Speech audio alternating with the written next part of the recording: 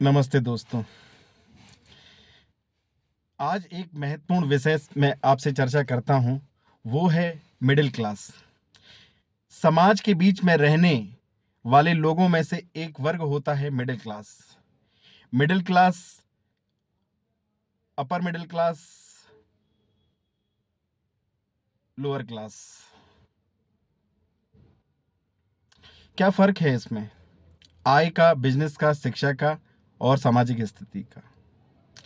आय की अगर बात की जाए तो जो मिडिल क्लास की इनकम है और जो मिडिल क्लास का बिजनेस है और मिडिल मिडिल क्लास की जो एजुकेशन है और उसकी जो सोशल स्टेटस है, इन चार मुख्य विषयों पर हम चर्चा करेंगे। चाहे वो मिडिल क्लास हो, चाहे अपर मिडिल क्लास हो या लोअर क्लास हो। जो लोअर क्लास है उसको आय से कोई लेना देना नहीं है, व्यापार से कोई लेना देना नहीं है, शिक्षा हुई तो ठीक, वरना उससे भी कोई लेना देना नहीं है, सामाजिक स्थिति से भी कोई ज़्यादा लेना देना नहीं है, क्योंकि उसका अमूमन जो खर्चा है वो रोज़ कमाता है और रोज़ उसको खर्च कर लेता है।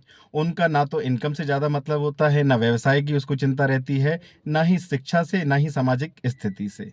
उसकी इनकम की बात करी जाए तो वो सिर्फ़ 10 से 12,000 रुपए महीने का कमाता है, और यहाँ पर जो मिडिल क्लास है वो करीब 40 से 50,000 रुपए महीना कमाता है, और जो अपर मिडिल क्लास है वो करीब 20 से 30,000 रुपए कमाता है। कौन है ये मिडिल क्लास? मिडिल क्लास, मान लीजिए कोई एक व्यक्ति है, वो अपने हेल्प के लिए किसी आदमी को अपने काम के लिए रखा हुआ है और उसको तकरीबन वो 5,000 रुपए देता है सहायता के लिए। सहायता के लिए जो 5,000 रुपए वो देता है, तो उस 5,000 रुपए से वो बंदा 3 से 4 ऐसी और जगह पर काम करता है, तो उसको भी करीब 25 से 30,000 रुपए मिलता है। उसके भी घर में बेसिक सुविधाएँ उपलब्ध हैं। उसके वो भी मोबाइल चला रहा है आज की डेट में, वो भी टेलीविज़न यूज़ कर रहा है।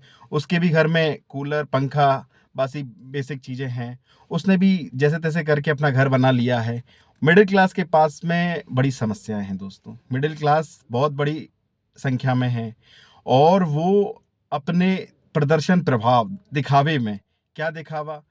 उसका जो ज़्यादातर पैसा है वो शिक्षा में खर्च हो जाता है दोस्तों, और शिक्षा के अलावा उसका जो मेन पैसा है वो शिक्षा में ख़त्म कर दिया। फिर उसके बाद में उसकी जो शादी-विवाह होता है उसमें खर्चा हो जाता है। फिर वो घर-वर बनाता है तो उसमें खर्चा हो जाता है। ये 3 मेजर उसके बड़े खर्चे हैं जो आज भी वो अफ़ोर्ड नहीं कर पा रहा है। अपनी जो सामाजिक स्थिति को बनाए रखने के लिए वो इनको मैंडेटरी रूप से खर्च करता है दोस्तों। और मैं बात करी जाए इनकी कि कितनी आबादी है, इसकी आबादी कितनी है, कितना परसेंट है ये? 2024 के आंकड़ों के मुताबिक तकरीबन 41%, और अनुमानित है कि 2045 तक ये 65% तक हो जाएगी आबादी। मेन जो समस्या है मिडिल क्लास के साथ में, वो एक प्रदर्शन प्रभाव है, कि जैसे मान के चलिए कि किसी मिडिल क्लास व्यक्ति ने 30 लाख रुपए से अपना घर खरीदा, और उसके पड़ोसी ने अब उसको दिखावे के चक्कर में 25 लाख का मकान खरीदा। उसने एक 7-8 लाख रुपए की गाड़ी खरीदी, फिर उसने दिखावे के चक्कर में एक 10 से 15 लाख की नई गाड़ी ली। तो इन्हीं सारे दिखावों के चक्कर में वो कहीं न कहीं अपने मेन सोर्स इनकम खोते चला जा रहा है। वो दिन अ, सालों-साल उस पूँजी को जमा करके घर, गाड़ी, बंगला, आज भी इन चीज़ों में अपना मोटा पैसा खर्चा करता है, और ये कहीं न कहीं उसको एक बोझ से उसको दबाती चली जाती है। महँगाई की दोस्तों बात नहीं है, हमारे जो पर्सनल लायबिलिटी है, खर्चे हैं जो हमारे इतने सारे, सामाजिक स्थिति को हम जो बरकरार रखने के लिए जो ज़बरदस्त अंधाधुंध पैसा खर्चा कर रहे हैं, अपने स्टेटस को मेंटेन के लिए, वो एक मिडिल क्लास को क्राइसिस का बहुत बड़ा कारण है। दोस्तों, मेरा सुझाव है मिडिल क्लास को कि वो अपने खर्चों को देखे, कि जो उसके खर्चे हैं, जो कहीं न कहीं उसके खर्चे हैं, कि उसकी जो नीड्स हैं और उसकी जो लग्ज़री है उसको फाइंड आउट करना पड़ेगा, कि उसकी नीड क्या है और उसकी लग्ज़री क्या है। उसको कैसी, मतलब किन लग्ज़रियों पर खर्चा करना है, किन पर नहीं करना है, और उसको किन नीडों पर खर्चा करना है। अब कुछ नीड्स होती हैं, बेसिक नीड्स, उनको तो वो डिनाई नहीं कर सकता है, पर लग्जरी को यहाँ पर काटा जा सकता है। मान के चलिए कि फ़ोन तो कोई भी लिया जा सकता है, पर हम एक 10 से 12 हज़ार या 6-7 हज़ार रुपए का फ़ोन ना लेके आईफ़ोन में हमारा खर्चा जा रहा है। मिडिल क्लास को एक बीमारी हुई है आईफ़ोन लेने की। वो क्यों इस फिजूल में अपने पैसे को वहाँ आईफ़ोन में या बड़ी लग्जरी ब्रांड्स में खर्चा कर रहा है, सिर्फ दिखावे के लिए। वो एक सामान्य पैंट भी पहन सकता है। मैं यहाँ पर किसी को ये टारगेट नहीं कर रहा हूँ कि उसको अपना स्टेटस नहीं बदलना चाहिए।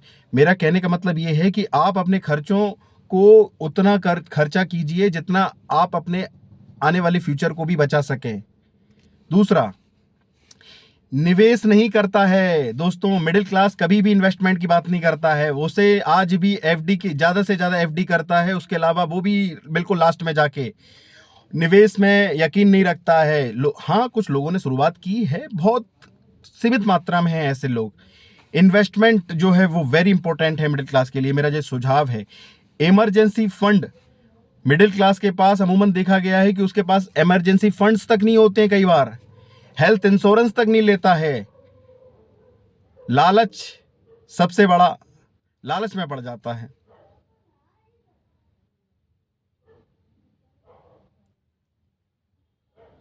तो दोस्तों, बहुत बहुत धन्यवाद। इस विषय पर मैं आगे आपसे चर्चा करूंगा। धन्यवाद।